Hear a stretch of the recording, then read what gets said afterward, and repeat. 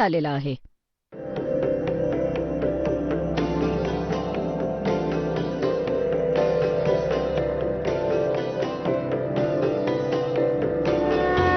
और ज्ञान सब ज्ञानडी कबीर ज्ञान सो ज्ञान और जैसे गोला तोब कायम करता चले मैदान। जगद्गुरु तत्वदर्शी संत रामपालजी महाराजांचे अमृत वचन सर्व पवित्र धर्मांच्या व पवित्र शास्त्रांच्या आधारावर. आता 4 युग झाली आणि आकाशवाणी केली दुर्गाला क्षरपुरुषाने की दुर्गा सृष्टी रच. दुर्गाने म्हटलं, प्रकृती देवीने म्हटलं की तुमचा ज्येष्ठ पुत्र तुमच्याच शोधात गेला आहे, माझं न ऐकता गेला आहे.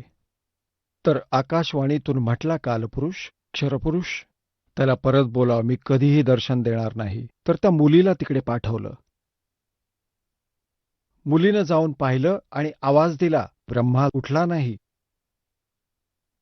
आपल्या आतून अंतःकरणाने फोन केला, टेलिफोन केला. हे माते, ब्रह्माजी उठत नाहीत, आता काय करू? खूप आवाज दिला.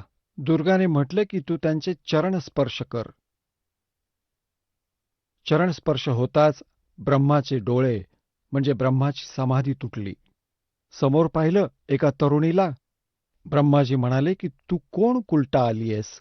तुला मी शाप देतो, तू माझा तपोभंग करायला आलीयस. तेव्हा मुलगी म्हणाली की मला मातेनं पाठवलंय आणि तुमच्याशिवाय सृष्टी रचता येत नाहीये. आई खूप चिंतित आहे, तुम्ही चला. तेव्हा ब्रह्मा म्हणाले की कसं येऊ? पित्याचं दर्शन झालं नाहीये. आईजवळ मी प्रतिज्ञा करून आलो होतो की जर मला पित्याचं दर्शन झालं नाही तर मी तुला तोंड दाखवणार नाही, दर्शन नाही देणार, परत नाही येणार. आता कसा येऊ? परमात्मा मिळाला नाही. तर ब्रह्माने सांगितलं की तू एक काम कर, तू खोटी साक्ष दे, तर मी तुझ्याबरोबर येईन. आता त्या मुलीने विचार केला की आईचं काम झालं नाही तर ती क्रोधित होईल आणि जर मी खोटं बोलले तर असं म्हणतील की मी माझ्या मर्जीने बोलले, तर मी मरून जाईल, हा भार सहन नाही होणार. तर तिने अट घातली की तू माझ्याबरोबर विलास कर, तर मी तुझी खोटी साक्ष देईन, तू माझ्याबरोबर असं कर. ब्रह्माने विचार केला की परमात्म्याचं दर्शन झालं नाहीये, तसा तर मी घरी जाऊ शकत नाही. त्याने त्या तरुणीची गोष्ट ऐकली. तर त्या मुलीने आपल्या वचनाने आणखी एक मुलगी निर्माण केली आणि म्हणाली की एकापेक्षा दोघींची साक्ष अधिक चांगली राहील.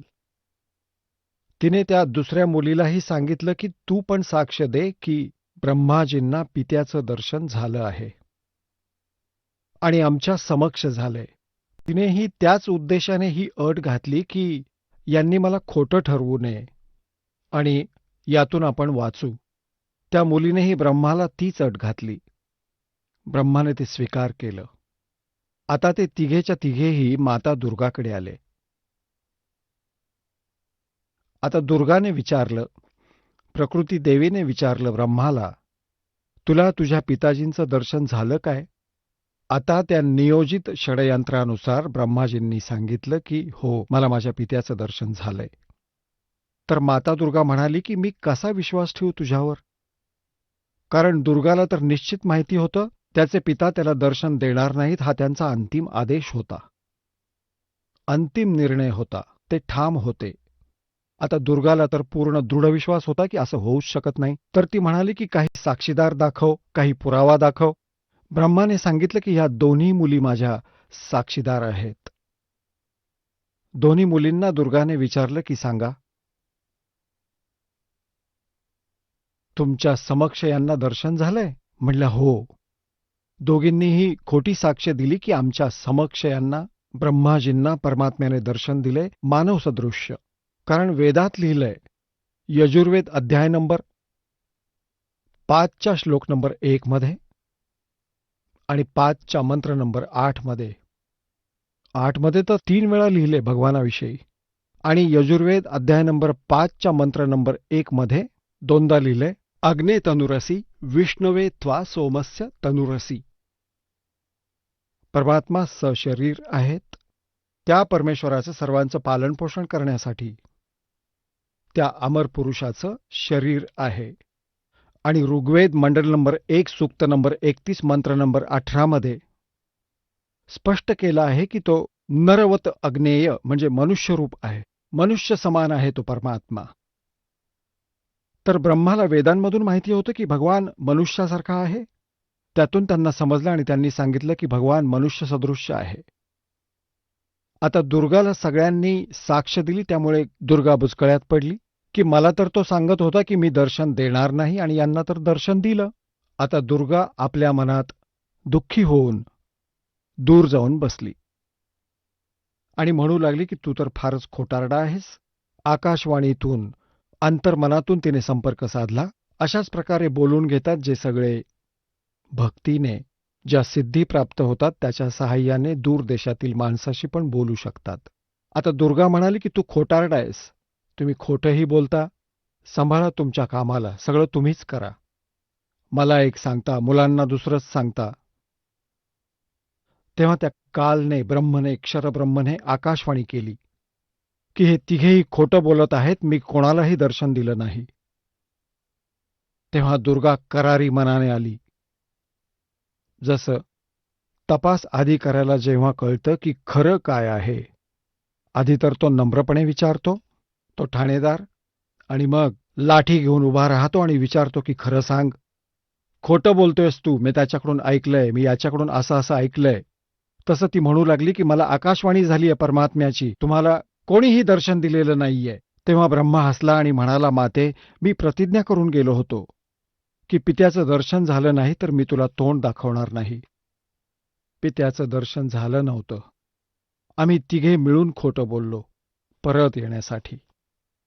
तेव्हा दुर्गाने त्या तिघांनाही शाप दिला. ब्रह्माला शाप दिला की तुझी या जगात पूजा होणार नाही आणि तुझे जेवढेही शिष्य वंशज होतील ते तुझ्यासारखेच लबाड, खोटारडे असतील. सत्य माहीत नसूनही स्वतःला विद्वान म्हणवतील. तर ब्रह्माजीचे शिष्य कोण आहेत? ऋषी महर्षी. त्यांना वेदांचं काहीच ज्ञान नव्हतं आणि महर्षी पदवी प्राप्त करून घेतली. आम्ही दाखवतो, घाबरू नका जे पहिल्यांदाच ऐकतायत. पूर्ण तपशिलात सांगू की सतयुगातील ब्राह्मण आणि गुरु ऋषींना वेदांचं केवढं ज्ञान होतं. त्यांना वेदांचं काहीच ज्ञान नव्हतं. आता ब्रह्माजींना खूप चिंता वाटू लागली की मला शाप दिला, माझी पूजा होणार नाही. ब्रह्मांना भोवळ आली. हा आघात एवढा जोरात लागला त्यांना शापाचा. नंतर दुर्गाने विष्णूंना विचारलं की हे पुत्रा, तू पण आपल्या पित्याचा शोध घे, नाहीतर सृष्टी करण्याच्या नादात समाधी लावून बसशील आणि सृष्टी करण्यात अडचण येईल. विष्णूजी निघाले पित्याच्या शोधात आणि शेषनागाच्या लोकात येऊन पोहोचले. आता पुण्यात्म्यांनो, प्रत्येक प्राण्याने आपली सीमारेषा आखून घेतलेली आहे, सीमा निश्चित केली आहे. जशी बैलाने त्याच्या सीमेत जर कोणी दुसरा बैल आला तर त्याच्याशी भांडू लागतो, तशी कुत्रेही आपली सीमा आखून घेतात. तसंच जेव्हा शेषनागाच्या लोकात विष्णूजींनी प्रवेश केला तर शेषनागाला वाटलं की ह्यानं माझ्या हद्दीत, माझ्या सीमारेषेत एवढ्या निर्भयाने कसा काय प्रवेश केला? याला कोणाची भीती नाही वाटली? मी तर इथला सम्राट आहे. आता जसे विष्णूजी जवळ आले तसे त्याने 1000 फणे बाहेर काढले शेषनागाने आणि 1000 फणांनी विषाचा फुत्कार मारला. जसं धुकं पसरतं तसं विष्णूजींच्या चारही बाजूला त्या विषाच्या फवाऱ्याचं धुकं पसरलं आणि श्री विष्णूजींच्या शरीरावर, पूर्ण शरीरावर असा काळा रंग पसरला. त्या विषामुळे शरीर काळं झालं. आता विष्णूजींनी पाहिलं की ह्या नागाने हे काय केलं? मी तर याला काही बोललो नाही. आगंतुकाबरोबर हा असा दुर्व्यवहार करतो? मी याला काही बोललो नाही, मी याला काही इजा केली नाही. मी तर माझ्या पित्याच्या शोधार्थ आलो होतो आणि याचं इतकं डोकं फिरलंय. आणि विष्णूजींनी विचार केला की आता मारूनच टाकतो ह्या नागकिड्याला. जसेही नागकिड्याला मारण्यासाठी विष्णूजी पुढे सरसावले, आकाशवाणी झाली एकदम ब्रह्मची, क्षरपुरुषाची, यांच्या पित्याची, की विष्णू, तुम्ही एक दुसऱ्याला जर असं मारत राहिलात तर सृष्टी कशी चालणार?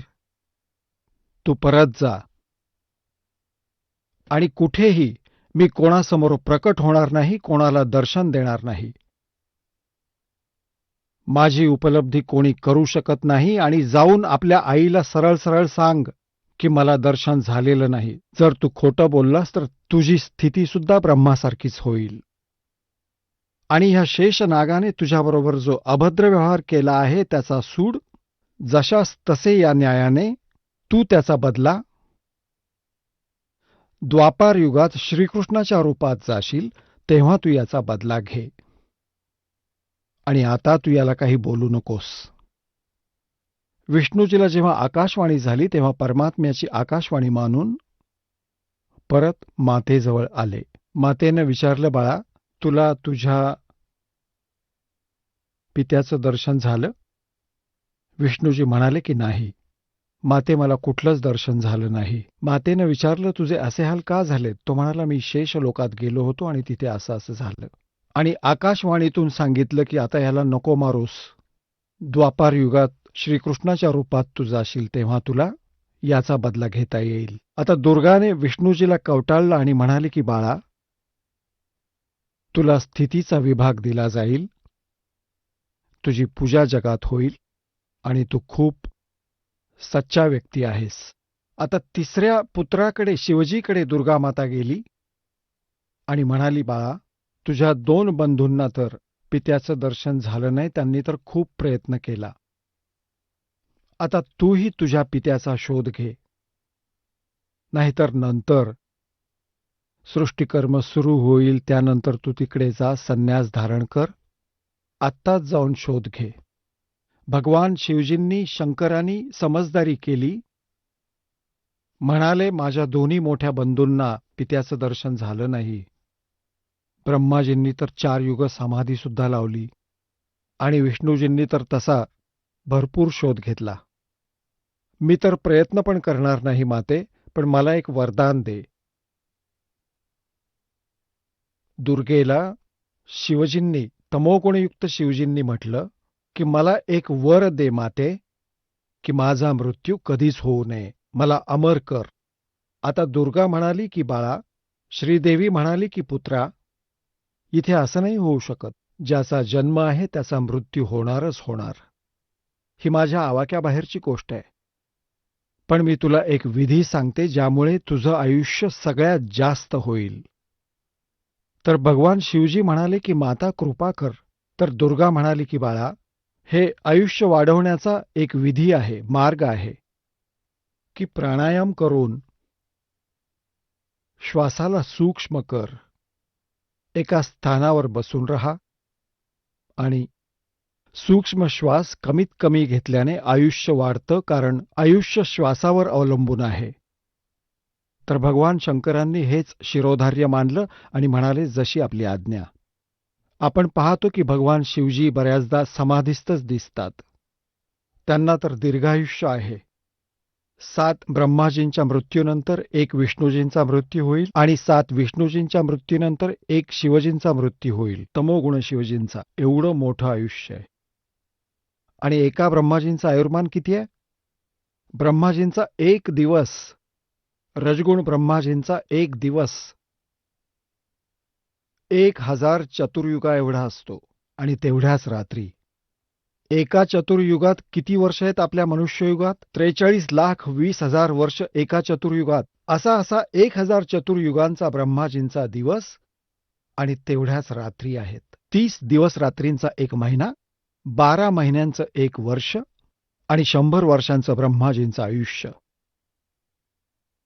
याच्या 7 पट विष्णूजींचं, सत्वगुण विष्णूजींचं आणि विष्णूजींच्या 7 पट तमगुण शिवजींचं इतकं मोठं आयुर्मान असतं. मग या तिन्ही पुत्रांचा विवाह करायचं दुर्गाने ठरवलं. आकाशवाणी केली काल ब्रह्मने क्षरपुरुषाने दुर्गादेवीला की दुर्गा तू ह्या तिन्ही पुत्रांना परत सागर मंथनाला पाठव आणि तिथं त्यांच्या विवाहासाठी तूच 3 रूपं घे, 3 कन्या रूपं धारण करून ये. आता श्रीदेवीने 3 रूपं बनवली गुप्तपणे आणि समुद्रात लपवली. तिकडून तिन्ही पुत्रांना सांगितलं की जा मुलांनो, तुम्ही सागर मंथन करा आणि काल ही सगळी व्यवस्था करतो. यांनी जाऊन सागर मंथन दुसऱ्यांदा केलं तर 3 मुली बाहेर आल्या. आता माताने सांगितलं होतं की बाळांनो, जी पहिली येईल आधी पहिल्या कन्येची ओळख करून घे, मग दुसऱ्या कन्येची ओळख कर आणि मग तिसऱ्या कन्येची ओळख करून घे. तर तिघांनी ते मागे पुढे केलं आणि मातेकडे घेऊन आले.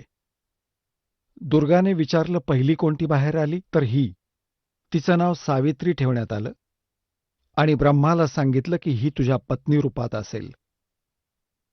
दुसरीला सांगितलं तुझं नाव लक्ष्मी असेल आणि विष्णूजींबरोबर तिचा विवाह केला. आणि तिसरीला सांगितलं की तुझं नाव उमा असेल आणि तिचा विवाह शिवजींबरोबर केला. आता इथून ह्या एका ब्रह्मांडामध्ये कालसृष्टीला प्रारंभ झाला. ह्या क्षरपुरुषाच्या परिवाराला प्रारंभ झाला. यातून सूर आणि असुर निर्माण झाले. आणि पुण्यात्म्यांनो, जे पुराणात आपण सागर मंथनाबाबत ऐकतो की 14 रत्न निघाली, भगवान शिवजींनी विषप्राशन केलं, ही तर सगळी नंतरची गोष्ट आहे. तर पहिल्यांदा हे अशा प्रकारे सागर मंथन झालं होतं. ते ह्या वेदांमध्ये पुराणांमध्ये नाहीये, ते सूक्ष्म वेदात आहे, 5व्या वेदात. पुण्यात्म्यांनो, आता ही आहे ती सृष्टी रचना जी 5व्या वेदात आहे, सूक्ष्म वेदामध्ये. आता 5व्या वेदाची आपल्याला कल्पना नव्हती. आदी शंकराचार्यांनी आपल्याद्वारा रचलेल्या पुस्तकात त्या सूक्ष्म वेदाचं 5व्या वेदाचं वर्णन केलं आहे आणि त्यांनी आपल्याद्वारे रचलेल्या त्या पुस्तकात उल्लेख केला आहे. वेळ आली की आपण दाखवू. आता परमेश्वर कबीर देवजींनी 600 वर्षांपूर्वी सन 1398 मध्ये ते सशरीर आले होते सतलोकावरून शिशुरूप धारण करून. काशीनगरीत लहर तारा तलावात फुललेल्या कमळावर शिशुरूपात विराजमान झाले होते प्रभू. आणि हा 5वा वेद सांगण्यासाठी ते स्वतःहून आपल्याकडे येत आहेत. आणि त्यांना एक निस्संतान विणकर जोडपं घेऊन गेलं होतं. विणकराच्या घरी त्यांचं संगोपन झालं. आपल्या लीला दाखवत ते मोठे झाले.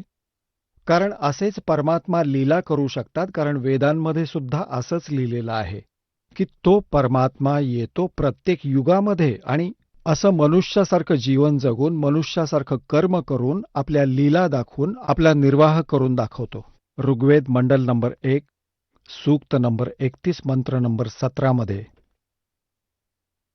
तर परमात्म्याने आपली वाणी आजपासून 600 वर्षांपूर्वी आपल्या मुखकमलाद्वारे गीतेच्या अध्याय नंबर 4 मध्ये श्लोक क्रमांक 32 मध्ये ज्याविषयी म्हटलं आहे की धार्मिक यज्ञ म्हणजे अनुष्ठानाची अत्याधिक माहिती, विस्ताराने सत्य माहिती, खरी माहिती, संपूर्ण माहिती ब्रह्मणमुखे. ब्रह्मण म्हणजे सच्चिदानंद घनब्रह्म, मुखे म्हणजे मुखामधून उच्चार केलेल्या वाणीमध्ये अगदी विस्ताराने सांगितलंय. ते तत्वज्ञान आहे. त्याची माहिती घेतल्यानंतर आपली सगळी कर्म समाप्त होतात. म्हणजे चूकभूल बंद होईल, चुकीची साधना आपण करणार नाही. परमेश्वर कबीर देवजी त्यावेळी म्हणत असत की ह्या नकली गुरु आचार्यांना, भोंदू मंडळींना की तुम्ही जनतेची दिशाभूल करीत आहात. तुम्ही म्हणताय की ब्रह्मा विष्णू महेशाचे कोणी मातापिता नाहीयेत. परमात्मा म्हणतात की यांचे मातापिता आहेत, त्यांचा जन्ममृत्यू होतो, ते जन्मतात, ते मरतात, ते अविनाशी नाहीयेत, ते संपूर्ण देव नाहीयेत.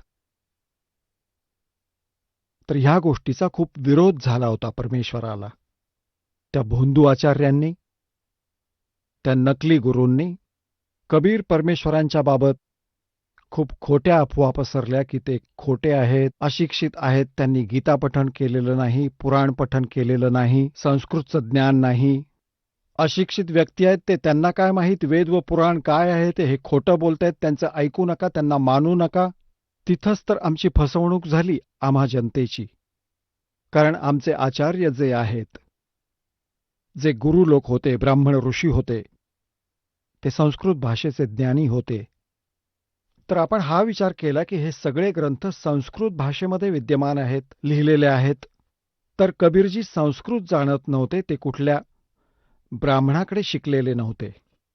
म्हणून कबीरजी खोटं बोलत असतील आणि आपले गुरु आचार्य खरं सांगत असतील, अशी धारणा करून त्या परमेश्वराच्या ज्ञानाला आम्ही स्वीकारलं नाही आणि त्याचेच दुष्परिणाम आम्ही आजही भोगत आहोत. आम्ही जी भक्ती करतो ती शास्त्राविरुद्ध आहे. आम्हाला जे ज्ञान प्राप्त आहे ते परमात्म्याचे ज्ञान नाही.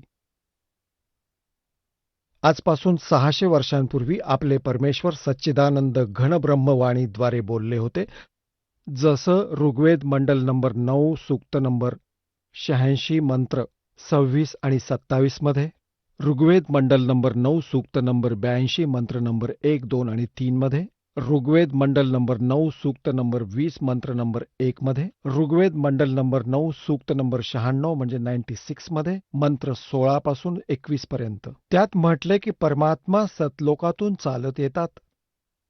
ऋग्वेद मंडल नंबर 9 सूक्त नंबर 1 मंत्र नंबर 8, 9 मध्ये स्पष्ट केलंय हे परमात्म्याने की तो शिशुरूप धारण करतो आणि जेव्हा शिशुरूपात तो येतो परमात्मा, तर त्याच्या पालनपोषणाची क्रिया कुमाऱ्या गायीकडून केली जाते आणि तो परमात्मा तत्वज्ञान, यथार्थ ज्ञान सांगण्यासाठी आपल्या प्रिय आत्म्यांना भेटतो. श्रेष्ठ वर्णीय आत्म्यांना तो भेटतो आणि आपल्या तत्वज्ञानाने परिपूर्ण करतो. त्या आधारावर परमात्मा ज्या लीला करतात तशाच प्रकारे करत आदरणीय धरमदास साहेबांना भेटले. चांगल्या आत्म्यांमध्ये ते कोणाकोणाला भेटले? आदरणीय धरमदास साहेबांना भेटले, आदरणीय मलुकदास साहेबांना भेटले, आदरणीय दादूदास साहेबांना भेटले, आदरणीय नानकदास साहेबांना भेटले, आदरणीय गरीबदास साहेबजी गाव छुडाणी जिल्हा जज्जर हरियाणा यांना पण भेटले, आदरणीय घिसादास साहेबजी गाव खेकडा जिल्हा मेरठ उत्तर प्रदेश यांना पण भेटले. तर ते परमात्म्याच्या गुणामध्ये लिहिलं आहे की ते असं करतात की वेद पण त्याची साक्ष देतात. त्याच आधारावर ते धरमदास साहेबांना भेटले, जे बांधवगडचे राहणारे होते, मथुरेला गेले होते परमात्म्याच्या शोधात. तिथे परमात्म्याने सांगितलं की भगवान या तीर्थस्थळांवर नाहीये, तर या सद्ग्रंथांमध्ये लिहिलेल्या विधीतून प्राप्त होईल. आणि धरमदासजी, आपण इथं म्हणत होता की भगवान इथे संचार करत होते श्रीकृष्णजी, पण आता तर ते नाहीयेत. ज्यावेळी संचार करत होते तेव्हा यायचंस तू, आता ते नाहीयेत. आता तू काय शोधायला येतोयस? आपल्या सद्ग्रंथात लिहिलं आहे, त्या सद्ग्रंथांमधून शोधा. काय म्हटले भगवानाने? धर्मदास ये जग बोरा न, कोई न जाने पद निर्वाण, यही कारण मैं कथा पसारा, जग से कहिए वो राम नियारा. परमेश्वर कबीरदेवजींनी ही सृष्टीरचना धरमदासजींना ऐकवली होती. आदरणीय धरमदासजींना परमपूज्य परमेश्वर कबीरदेवजींनी जी कथा दासांनी आपल्याला ऐकवली, ती कथा आदरणीय धरमदास साहेबांना ऐकवली होती. त्यातूनच ती दासांनी आपल्याला ऐकवली. आता ती सच्चिदानंद घनब्रह्म वाणीद्वारे लिपिबद्ध आहे. कबीर सागरमध्ये लिहिलंय, ते वाचून आपल्याला सांगतोय. त्याला कबीर वाणी म्हणतात, सच्चिदानंद घनब्रह्म वाणी म्हणतात, ज्याच्याविषयी गीतेच्या अध्याय नंबर 4 श्लोक नंबर 32 मध्ये सांगितलं आहे की ते सच्चिदानंद घनब्रह्म मुखारविंदच्या वाणीमधून उतरलेल्या अमरवाणीत, कबीरवाणीत लिहिलं आहे. धर्मदास ये जग बोरा न, कोई न जान पद निर्वाण, यही कारण मैं कथा पसारा, जग से कहिए वो राम नियारा.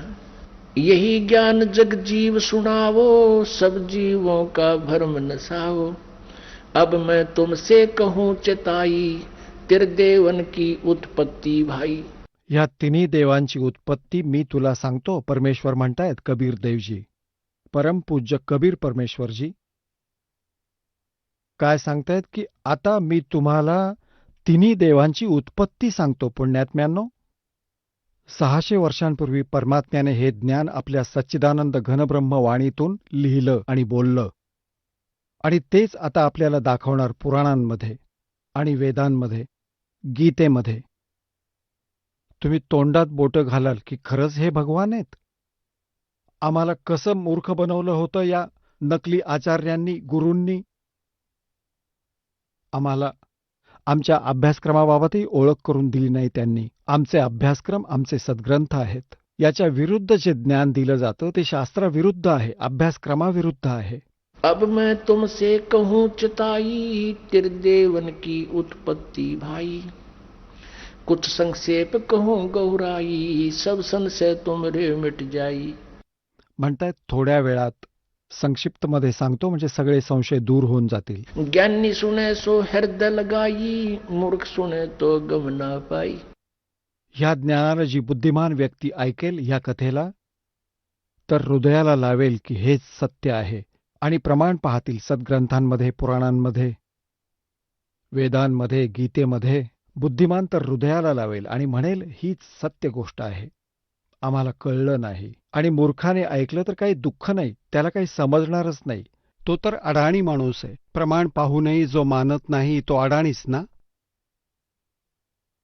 ज्ञानी सुने सो हृदय लगाई, मूर्ख सुने तो गम ना पाई.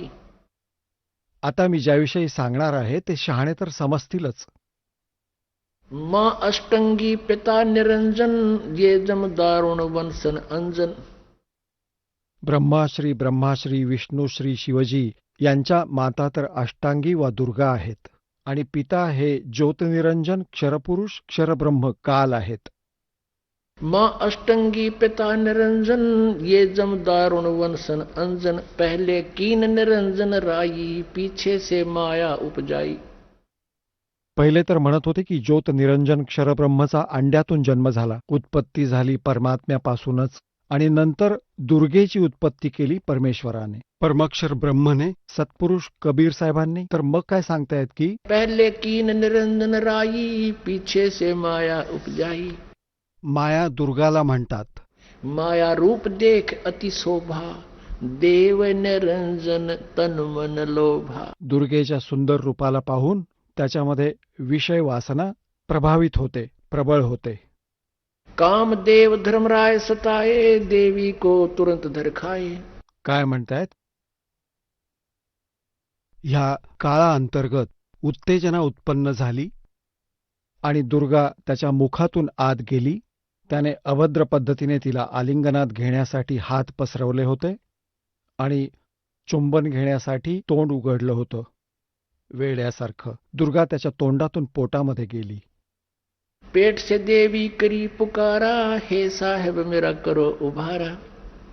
टेर सुनी तब हम ता आए, अष्टंगी का बंध छुड़वाए. परमात्मा म्हणतायत की धर्मदासजी मग मी तिथे गेलो दुर्गेजवळ, तर पोटात होती त्याच्या मी बाहेर काढलं तिला. सतलोक में कीन्या दुराचारी, काल निरंजन दीन्यानकारी. माया समेत दिया भगाई, 16 शंख कोस दूरी पर आई. अष्टंगी और ये काल अब दोई, मंद कर्म से गए बिगोई. धर्मराय को हिकमत कीन्या, नखरेखा से भग कर लीना. धर्मराय पण सांगतायत की ह्या काळाने प्रतिज्ञा केली होती परमेश्वरासमोर. परमात्म्याने म्हटलं होतं की तू ह्या आत्म्यांना दुःखी करशील. तो म्हणाला नाही हो, जो जसं कर्म करेल तसं फळ मी त्याला देईन. मी तर धर्माचं राज्य करीन म्हणून तर धर्मराज म्हणवून घेतो. पण इथे म्हणवून घेतो धर्मराज, पण करतो मात्र सगळा अन्याय. धर्मराज म्हणजे न्यायाधीश. आता हा काळ तसं तर न्यायाधीश म्हणवतो पण करतो सगळे अन्याय. तर परमात्मा म्हणतात निरंजन धन तेरा दरबार, जा तनिक न्याय विचार. होय होय. आता काय म्हणतात? धर्मराय को हिकमत कीना, नखरेखा से भग कर लीना. म्हणतायत की दुर्गाची प्रजनन इंद्रिय त्यांनी आपल्या सिद्धिशक्तीने बनवली. ज्योत निरंजन किने भोग बिलासा, माया को रही तब आशा. दुर्गा गर्भवती झाली. 3 पुत्र अष्टंगी जाए, ब्रह्मा विष्णु शिव नाम धराए. होय होय. हे परमात्मा परमेश्वरांनी स्वतः येऊन आपल्याद्वारे रचलेल्या सृष्टीचं ज्ञान दिलं, विधान दिलं. 600 वर्षांपूर्वी सगळं सांगितलं. आणि तेच आज आपल्या पुराणांमध्ये सांगितलं आहे. तुम्ही पहा, तुम्ही हैराण होऊन जाल. 3 पुत्र अष्टंगी जाए, ब्रह्मा विष्णू शिव नाम धराए. 3 पुत्रांचा जन्म झाला. दुर्गापासून ब्रह्मा, विष्णू, महेश अशी नावं ठेवली. 3 देव विस्तार चलावे, इनमें यो जग धोखा खावे. ह्या तिन्ही देवता ह्या काळाचं, ह्या ब्रह्मांडाचं संचालन करतायत आणि त्यांना सर्वेश्वर मानून हे जग फसलं जातंय. 3 लोक अपने सुत दीन्या, सोन निरंजन बासालीन्या. 3 लोक, पृथ्वीलोक, स्वर्गलोक आणि खाली पाताळ लोक, हे तिन्ही लोक आपल्या पुत्रांना देऊन स्वतः शिखरावर एकांत राहतात. गीता अध्याय नंबर 4च्या श्लोक नंबर 25 आणि 26 मध्ये म्हणतायत, श्रीकृष्णामध्ये प्रवेश करून हा काळ म्हणतोय हा मूर्ख समुदाय मला अव्यक्ताला व्यक्तमध्ये करून मला मनुष्य स्वरूपात आल्याचं मानतायत. मी काही कृष्ण नाहीये. I am not Krishna. आणि हा म्हणतो की मी कधी कोणाच्या समक्ष प्रकट होत नाही. हा माझा अनुत्तम, हा घाणेरडा नियम आहे माझा. आता जो भगवान, आता जो पिता पुत्रांच्या समक्ष सुद्धा प्रकट होत नाही म्हणजे त्याच्यात काहीतरी दोष आहे. हा चांगला नियम नाहीये त्याचा. म्हणून हा अनुत्तम, घाणेरडा, दोषयुक्त आणि वाईट नियम आहे, अविनाशी नियम आहे. आणि मग म्हणतोय की मी माझ्या योग मायेने लपून राहतो.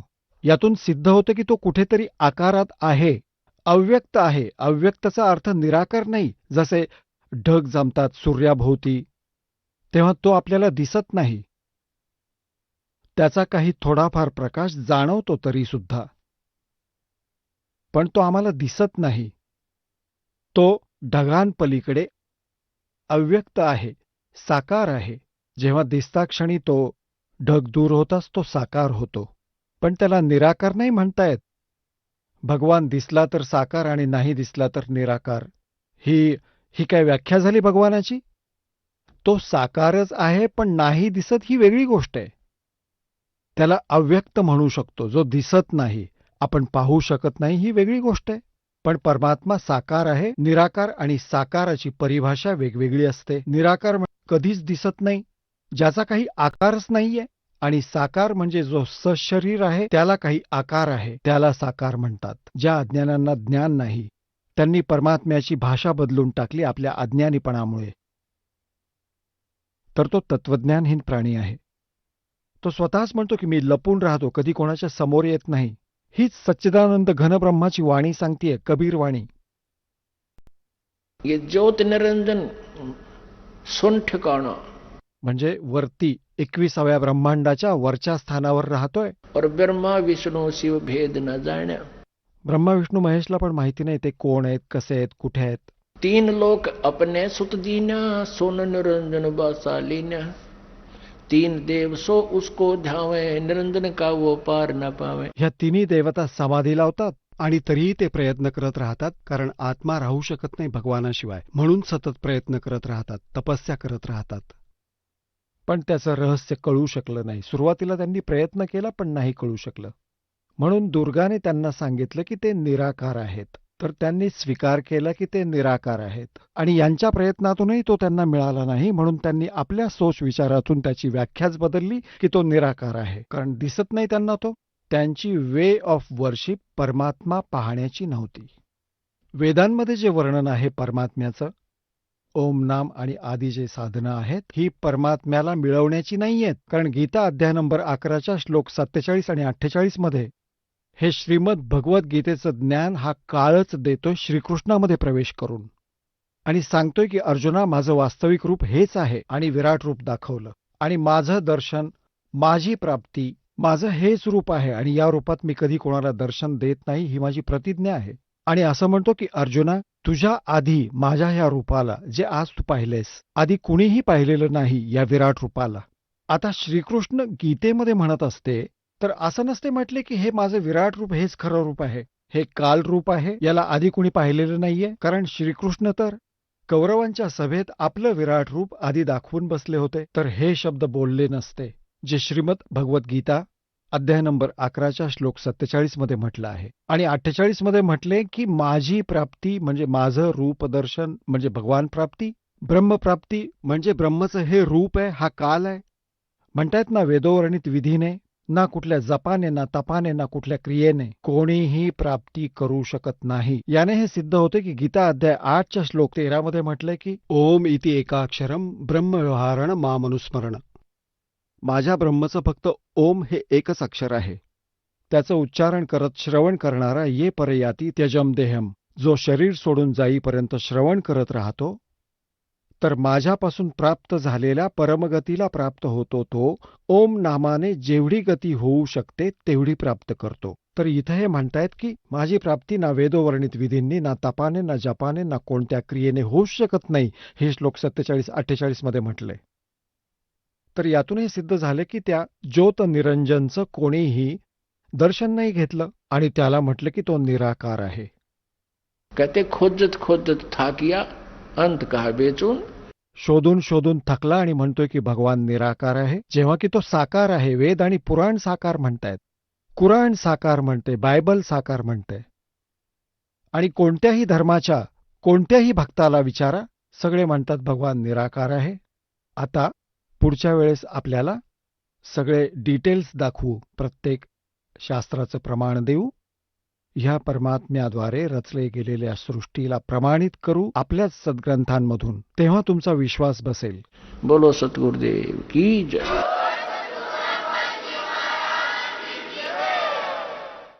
पुण्यात्म्यांनो, तुम्ही सगळे सृष्टीच्या रचनेविषयी ऐकत आहात. जोपर्यंत तुम्ही ह्या सृष्टीच्या रचनेविषयी जाणणार नाही, तोपर्यंत तुम्ही ह्या आध्यात्मिक ज्ञानाला, तत्वज्ञानाला नाही समजू शकणार आणि ना कुठल्या सद्ग्रंथाला समजू शकणार. ही जी सृष्टी रचना आहे ती हे समजा की एक मास्टर की आहे. सर्व सद्ग्रंथांना समजण्याची, त्यांचा खजिना बघण्याची ही मास्टर की आहे, म्हणजेच मुख्य किल्ली आहे.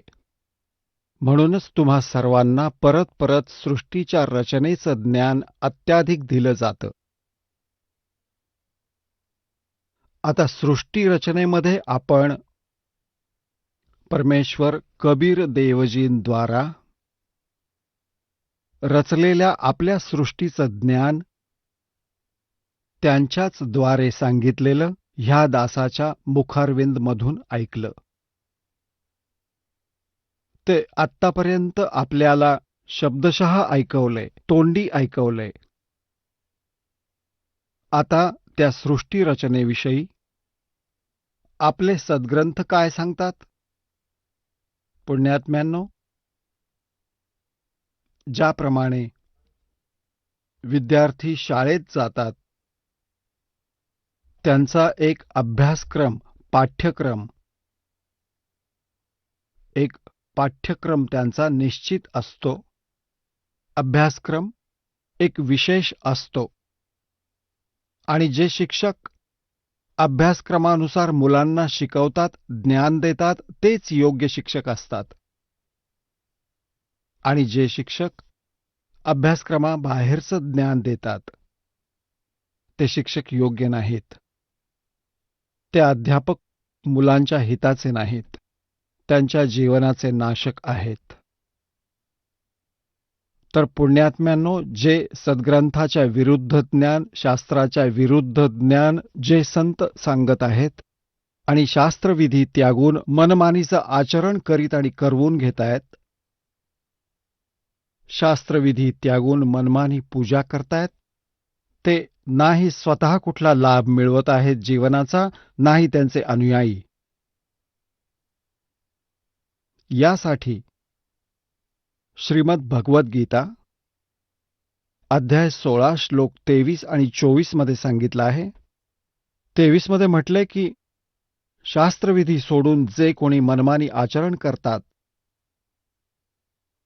त्यांना ना काही सुख मिळत आणि ना त्यांची काही गती असते आणि ना कोणती सिद्धी प्राप्त होत, अर्थात व्यर्थ. श्लोक 24 मध्ये म्हटलंय की म्हणून अर्जुना तुझ्यासाठी कर्तव्य आणि अकर्तव्याच्या व्यवस्थेत शास्त्रच प्रमाण आहे. कर्तव्य म्हणजे जी शास्त्रानुसार साधना आहे, जी साधना आपण केली पाहिजे, आणि अकर्तव्य म्हणजे जे करण्यास अयोग्य आहे, ते सद्ग्रंथांमधूनच जाणता येतं. कोणी आपले लोकवेद दंतकथा ऐकवतात, त्याचा आपण स्वीकार केला नाही पाहिजे. तर आत्तापर्यंत जे ब्रह्माजी, विष्णूजी, शिवजींना हे म्हणत आलेले आहेत की पवित्र हिंदू धर्माच्या हे शास्त्राविरुद्ध ज्ञान देणारे आचार्य, गुरु, ऋषी, महर्षी हे सांगत आले आहेत की ब्रह्मा, विष्णू आणि शिव हे अजरामर आहेत. त्यांचे कोणी माता पिता नाहीयेत आणि संपूर्ण ब्रह्मांडाचे रचनाकार हेच आहेत. तर ते शिक्षक योग्य नाहीत. ते शास्त्रविधी त्यागून लोकवेद सांगत आहेत. लोकवेद काय असतं? ऐकीव ज्ञान, जे कुठे प्रमाणित नसतं.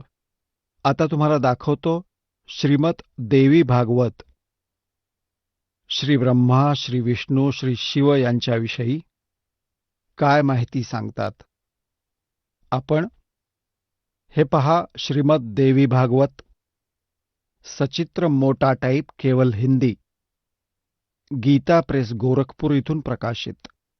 याचे कोण आहेत? संपादक हनुमान प्रसाद पोद्दार, चिमणलाल गोस्वामी. प्रकाशक आणि मुद्रक आहेत गीता प्रेस गोरखपूर, गोविंद भवन कार्यालय, कोलकाता का संस्थान. 3ऱ्या स्कंदात 123व्या पानावर 3रा स्कंद.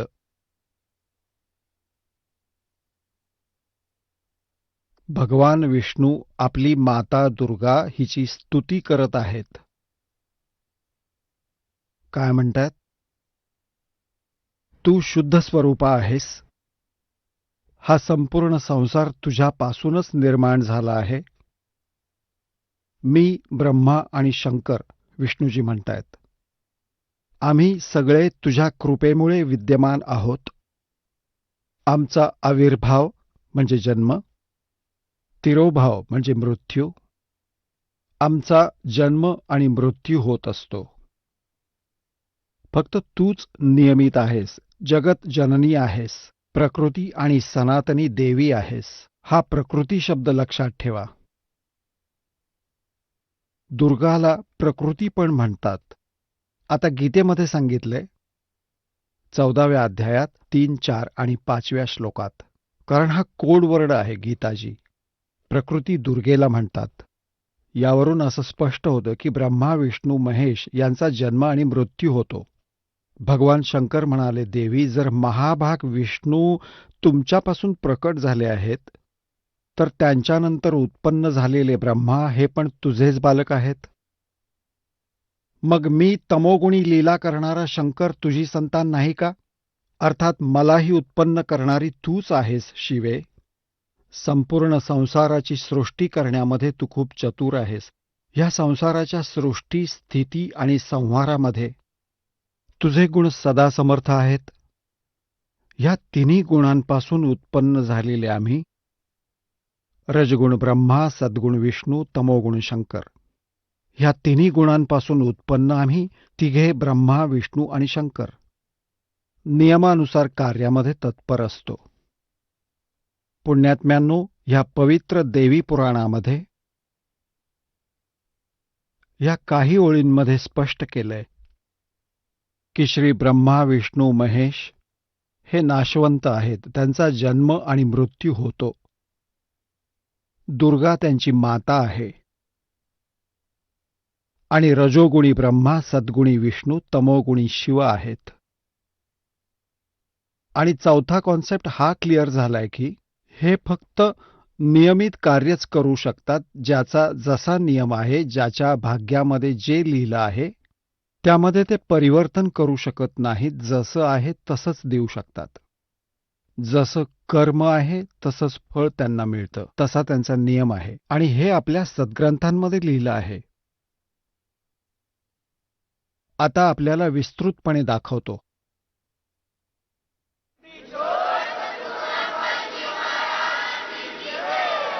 चला आता आपण त्या श्रद्धाळूंचे अनुभव जाणून घेऊयात, ज्यांनी जगद्गुरू तत्वदर्शी संत रामपालजी महाराजांकडून दीक्षा प्राप्त केलेली आहे, तसेच त्यांच्याद्वारा सांगितलेल्या भक्ती मार्गावर चालत आहेत.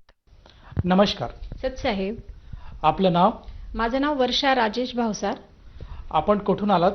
मी धुळे जिल्हा महाराष्ट्र येथून आलेली आहे. आपला व्यवसाय काय आहे? मी BCom LLB केलेला आहे आणि मी लॉ प्रॅक्टिस करते. मी ॲडव्होकेट आहे. मी धुळे, नाशिक आणि मालेगाव येथे प्रॅक्टिस करते. संत रामपालजी महाराजांची गुरुदीक्षा आपण कधी घेतली? मी संत रामपालजी महाराजांची नामदीक्षा 2013 मध्ये घेतलेली आहे. संत रामपालजी महाराजांची गुरुदीक्षा घेण्याअगोदर आपण व आपला परिवार कोणती भक्ती साधना करत होतात? संत रामपालजी महाराजांकडून नामदीक्षा घेण्याच्या अगोदर जी प्रचलित महाराष्ट्रामध्ये जी काही भक्ती साधना चालते त्या सगळ्या गोष्टी मी लहानपणापासून करत आलेली आहे, बघत आलेली आहे. आमच्या घरामध्ये गणपती बसत होते. आम्ही लहानपणापासून गणपती बसताना त्याच्या सगळ्या नैवेद्य वगैरे बनवताना ह्या सगळ्या गोष्टी आम्ही पाहिलेल्या आहेत.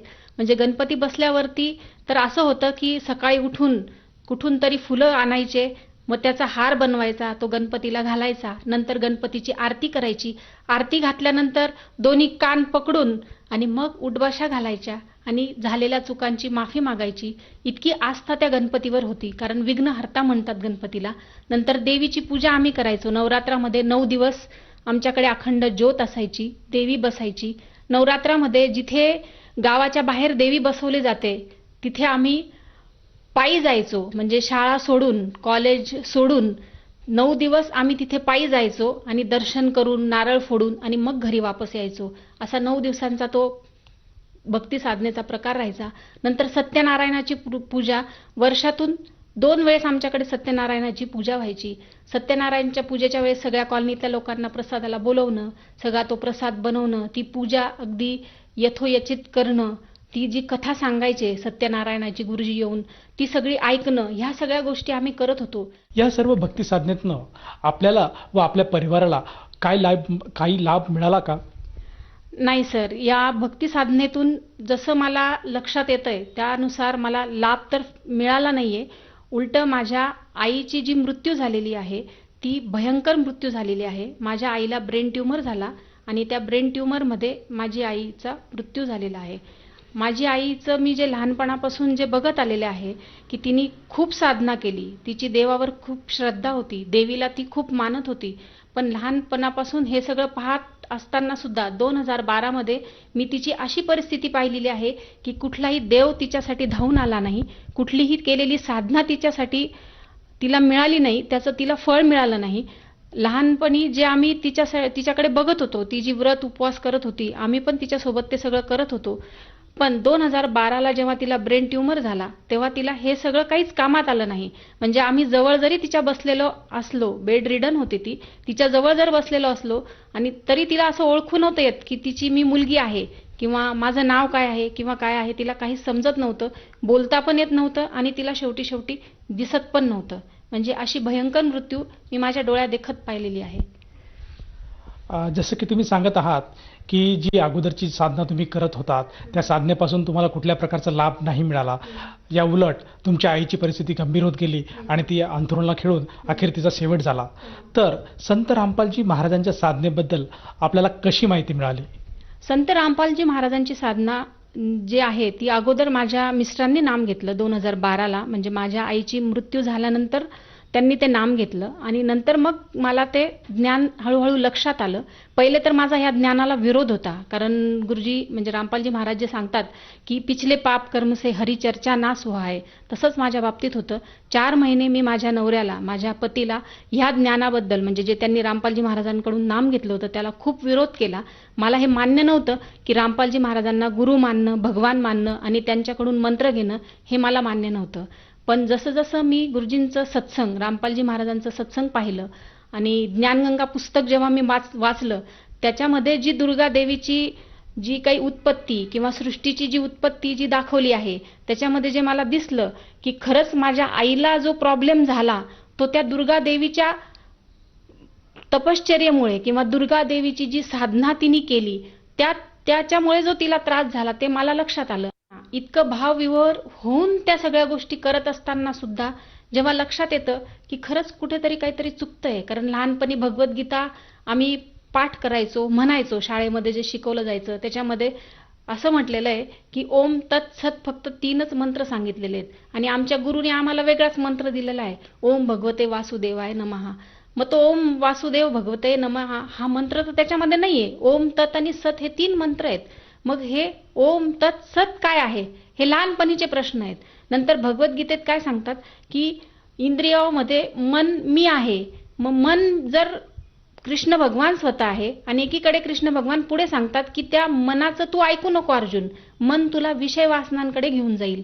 मग या अशा काही सगळ्या गोष्टी ज्या लहानपणापासून मी पाहिल्या, ज्या सगळ्या मला दिसल्या आणि नंतर जेव्हा मी रामपालजी महाराजांचं सत्संग ऐकलं आणि मग ह्या सगळ्या गोष्टींचा मी जो एक सार निघला त्याच्यातून असं समजलं की खरोखर रामपालजी महाराजांचं ज्ञानच खरं आहे आणि सत्य आहे. आणि मग 2013ला मी रामपालजी महाराजांची शरण ग्रहण केली.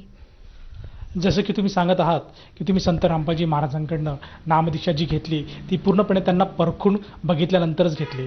तर जेव्हा तुम्ही नामदीक्षा घेतली तर त्या नामदानाचा तुम्हाला काही लाभ झाला का? हो, नक्कीच. म्हणजे रामपालजी महाराजांकडून नाम घेतल्यानंतरच मला पहिला लाभ म्हणजे मला थायरॉईडचा खूप प्रॉब्लेम होता. थायरॉईडचा प्रॉब्लेम असा म्हणजे हायपर थायरॉईडकडे माझं कन्व्हर्जन होत होतं. म्हणजे चिडचिड करणं, रागवणं, संताप करणं, इतका क्रोध झाला होता की म्हणजे माझ्या मुलांनी जर काही केलं तरी मला ते सहन नव्हतं होत. म्हणजे मी इतकी चिडून बोलायची, एकदम संताप व्हायचा. पण जसं मी नाम घेतलं आणि जसं रामपालजी महाराजांनी माझ्या डोक्यावर हात ठेवला आणि त्यांनी सांगितलं की हे तुझं ठीक होऊन जाईल, तर ते खरोखरच माझं ठीक झालं. मला 1 महिन्यामध्ये तो परिवर्तन मला दिसलं आणि मला तो लाभ झाला. आता तुम्ही थायरॉईडसाठी काही औषधी घेता आहात का? नाही सर, जसं मला रामपालजी महाराजांनी आशीर्वाद दिला, जसं मला रामपालजी महाराजांनी प्रसाद दिला नामदीक्षेनंतर आणि माझा थायरॉईड पूर्णपणे बरा आहे. मला कुठल्याही प्रकारचं गोळ्या औषध मला काही लागत नाही. आणखीन काही लाभ झाला का? हो, एक तर महत्त्वपूर्ण लाभ मला असा सांगायचा आहे सर तुम्हाला की माझ्या मुलीला पॅरालिसिसचा अटॅक आला होता. म्हणजे ती 14 वर्षाची असेल, 9वीला होते ती. म्हणजे आम्ही नाम घेतलं होतं गुरुजी रामपालजी महाराजांकडून. 2 महिने झाले होते आम्हाला नाम घेण्याचे. मला असं वाटतं की ती माझी परीक्षा असेल, कारण नाम जेव्हा मी घेतलं तेव्हा मी जेव्हा टीव्हीवर सत्संग बघायचे तेव्हा बाकीचेच लोक मला अनुभव सांगताना दिसायचे. महाराष्ट्रातलं मला कोणी अनुभव सांगताना दिसलं नाही त्यावेळेस. तर तेव्हा मला थोडंसं डोक्यात आलं होतं माझ्या की म्हटलं हे तिकडचेच लोक दिसत आहेत ज्यांना अनुभव येतोय, महाराष्ट्रातलं तर कोणीच दिसत नाहीये. तर तो मला अनुभव असेल जो रामपालजी महाराजांनी दाखवून दिला असेल किंवा भगवानने दाखवून दिला असेल की घे बाई तू अनुभव मागते तर तुझ्याच जवळ तो अनुभव तुला दाखवतो बा मी. माझ्या मुलीला पॅरालिसिसचा अटॅक आला होता. माझ्या मांडीवर माझी मुलीची झालेली ती घटना आहे. माझ्या मुलीला पॅरालिसिस अटॅक आला तेव्हा तिचा हा जो चेहरा आहे तो पूर्णपणे कर्व होऊन तो एका साईडला झाला होता. तिचे डोळे पांढरे होऊन गेले होते, ते डोळे वरती नेले होते तिने. तिचं हे जे खालचं होठ असतं ते जांभळासारखं सुजून ते पूर्ण वाकडं होऊन गेलं होतं, खाली लटकून गेलं होतं. पूर्णपणे माझी मुलगी ज्याप्रमाणे ऊस रस काढण्यासाठी त्या यंत्रामध्ये टाकलं जातं आणि तो जसा पिळून निघतो त्याचप्रमाणे माझी मुलगी माझ्या मांडीवर पूर्णपणे पिळून निघाली होती. तिची दातखिळी पूर्ण बसलेली होती.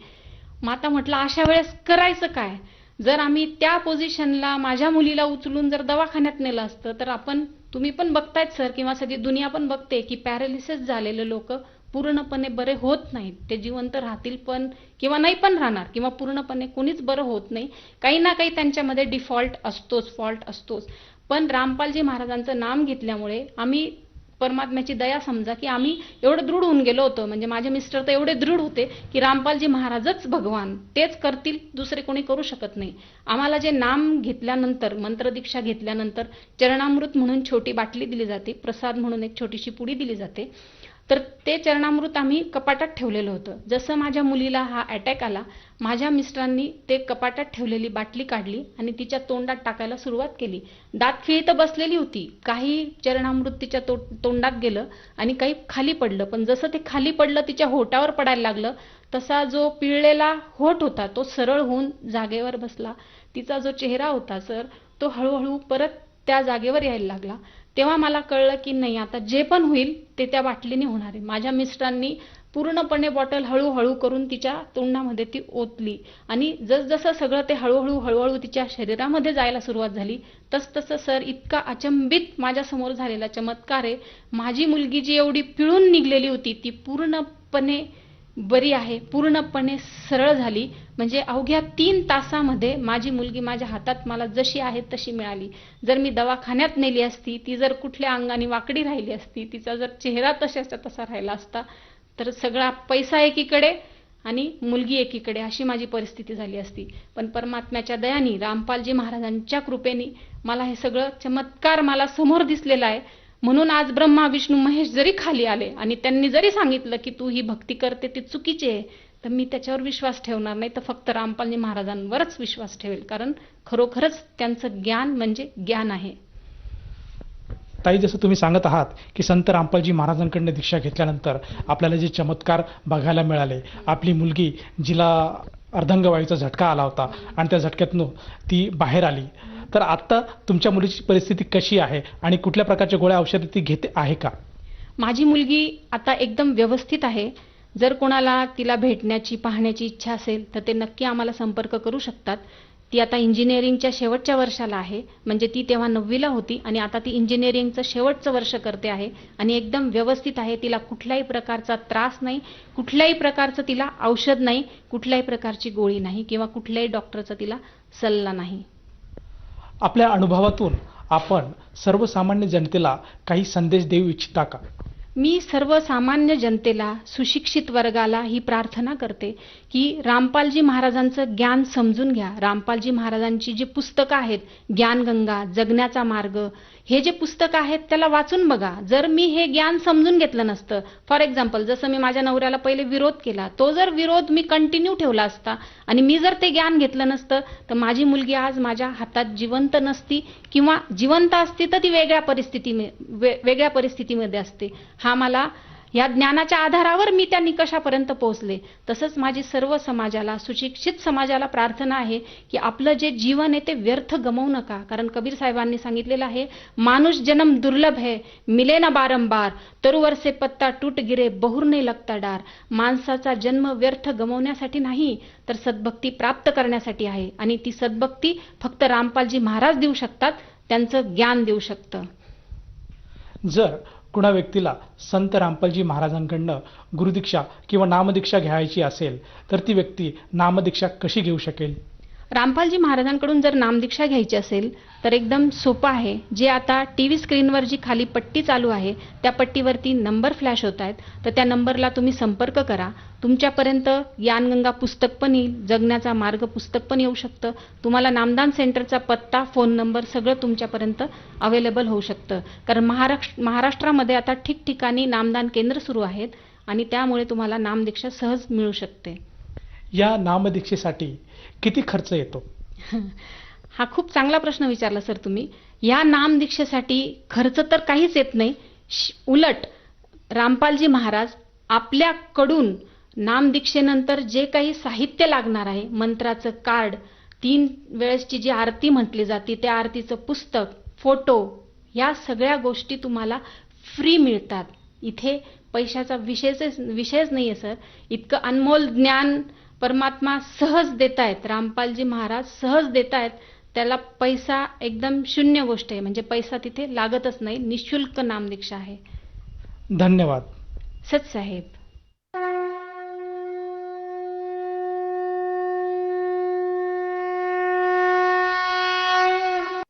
आपण ऐकत होता जगद्गुरु तत्वदर्शी संत रामपालजी महाराजांचे मंगल प्रवचन.